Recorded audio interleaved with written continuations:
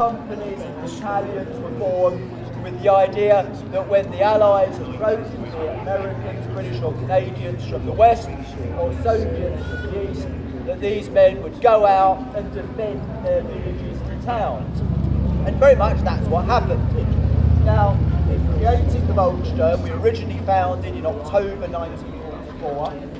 One of the first problems the Germans had was to equip them. Now, the problem Germany had by then, understandably, is a lot of their best stuff has been destroyed and lost. So what did the Volkssturm get? They received, both in terms of weapons and in terms of clothing, whatever's left in the cupboard, which is why we have such a wide variety of clothing, equipment and indeed weaponry. So this would be how the Volkssturm start off, more or less with the civilian, whatever civilian kit they've got. Now, he's armed with a shotgun. No doubt very effective against armoured tanks. It's well known that shotguns are very effective at stopping Russian tanks. However, luckily for him, he's also got a Panzerfaust, history's first ever anti-tank weapon. And so, basically, he would have been trained, very easy to train, takes 5-10 minutes to train somebody, pulls the pin out, that flicks up, that's your trigger, has an effective range of about 30-40 metres. This rockets off, well it doesn't rocket, it's fired off by a charge, flies off, could kill any tank in World War II.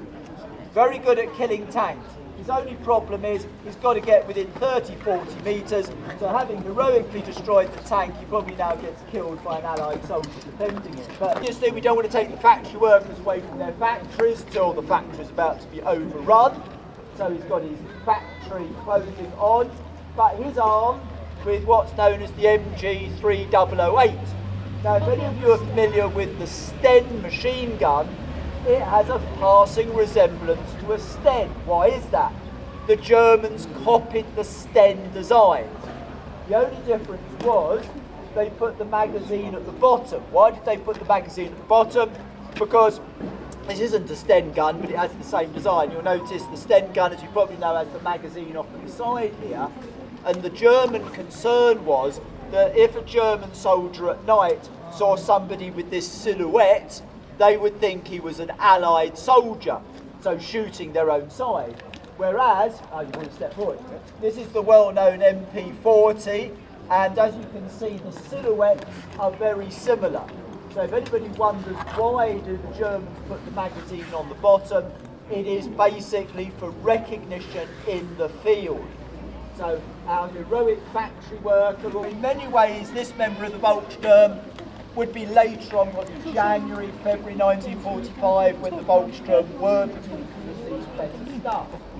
Also, we have another colleague of mine here, again in Maine, who's got German military kits, and has been lucky enough to be armed with the absolute standard German MP40, very effective 9mm submachine gun, and he's also got what that looks like. It's a railway helmet, thank you, even I sometimes forget. So it's a railway helmet. So we've got the gentleman wearing the fire brigade helmet, and we have a gentleman wearing the railway person's helmet. Gives you an idea of the range. And finally, not to be in any way, another very classic Volkssturm look. We're mainly fighting in the winter and late winter of 1940, early winter of 1945. So he's got a great coat, but he is armed with the most modern weapon available in the world at that time, the Sturmgewehr 44, history's first ever assault rifle. No, it's not an AK-47. I know it looks like an AK-47, but it's not an AK-47. It's the German Sturmgewehr, history's first assault rifle. Very impressive weapon, still being seen in combat in the Ukraine today.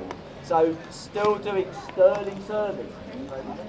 By the way, just 700,000 to 800,000 men and a few women who served, that we're aware of, who served in the Volkssturm. Approximately, according to the Red Cross, about 150,000 are killed. So a very, very different, but about 300,000 to 400,000 wounded. So it's a very, very, very different experience.